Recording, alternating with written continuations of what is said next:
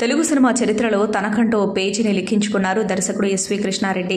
దాదాపు 40కి పైగా చిత్రాలను రూపొందించిన ఆయన తన చిత్రాలకు తానే సెన్సార్ ఆఫీసర్. అందుకే ఆయన చిత్రాలంటే సెన్సార్ సభ్యుల కత్తెరకు పని ఉండదనే ప్రచారం బాగా జరిగిపోయింది. సకుటుంబ సపరివార సమేతంగా సినిమాలను చూసే అదృష్టాన్ని ఎస్వి కృష్ణారెడ్డి తెలుగు వారికి కలిగించారంటే అతిశయోక్తి కాదు.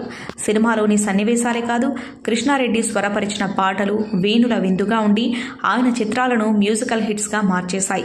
కాట్రగడ్డ రవితేజ దర్శకత్వంలో తొలి యత్నంగా కొబ్బరి బోండం చిత్రం తీశారు కిషోర్ రాఠీ, అచ్చిరెడ్డి. ఇక ఆ సినిమాకు కథ, కథనం, సంగీతం ఎస్వి కృష్ణారెడ్డి అందించారు. ఆ మూవీతో దర్శకత్వ విభాగాన్ని అవపోసన పట్టి ఆ వెంటనే మాయలోడు చిత్రం రూపొందించారు ఎస్వీకే. అలా దర్శకుడిగా తొలి చిత్రంతోనే సగటు ప్రేక్షకుడిని తన మాయలో పడేసుకున్నారాయన. ఇక అదే బాటలో రాజేంద్రుడు, గజేంద్రుడు, యమలీల, నంబర్ 1, శుభలగ్నం చిత్రాలతో జయకేతనం ఎగరేశారు.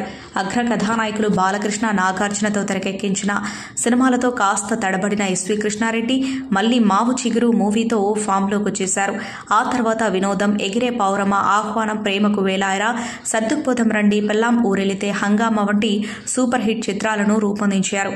ఇక ఆయన పుట్టినరోజు వేడుకలు మే 31న హైదరాబాద్లో ఘనంగా జరిగాయి. ఎలివేట్స్ అలైట్ కల్చరల్ అసోసియేషన్ ఆధ్వర్యంలో జరిగిన ఈ వేడుకల్లో అచ్చిరెడ్డి సహా కృష్ణారెడ్డి సన్నిహితులు పాల్గొన్నారు.